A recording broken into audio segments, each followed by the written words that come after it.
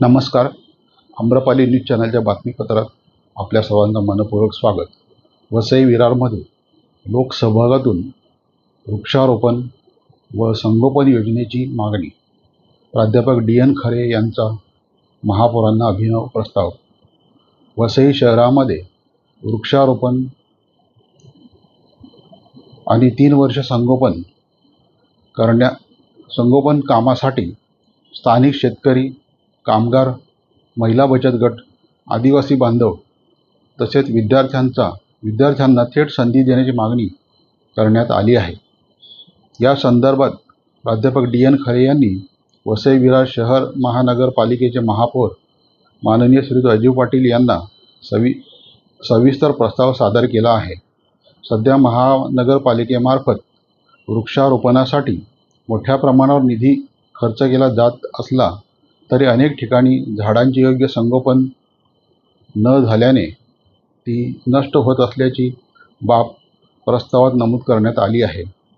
एका झाडासाठी सुमारे 2000 रुपये खर्च होत असल्याने हा खर्च निधी थेट स्थानिक नागरिक आणि विद्यार्थ्यांना दिल्यास पर्यावरण संवर्धनासोबत रोजगार निर्मितीही होऊ शकते, असे प्राध्यापक खरे यांनी म्हटले आहे.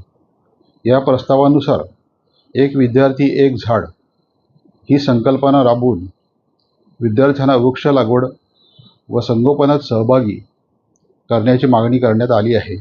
झाडे जे जिवंत ठेवल्यास विद्यार्थ्यांना टप्प्याटप्प्याने प्रोत्साहन निधी देण्याची सूचनाही करण्यात आली आहे. तसेच प्रत्येक झाडाला क्रमांक, GPS लोकेशन आणि फोटोसह ऑनलाईन नोंद ठेवण्याची व्यवस्था करण्याचा प्रस्ताव देण्यात आला आहे.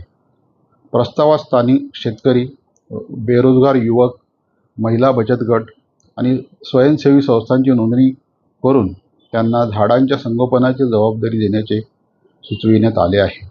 3 वर्षे झाडांचे संरक्षण, पाणी, खत आणि देखभाल केल्यानंतरच अंतिम रक्कम देण्यात यावी, अशी मागणी करण्यात आली आहे.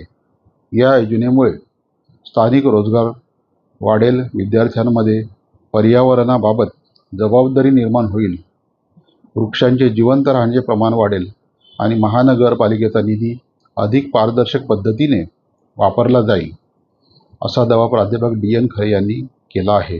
सदर प्रस्तावाचा सकारात्मक विचार करून वसई विरारमध्ये लोकसहभागातून वृक्षारोपण व संगोपन योजना तातडीने राबविण्याची मागणी प्राध्यापक DN खरे यांच्याकडून करण्यात आली आहे.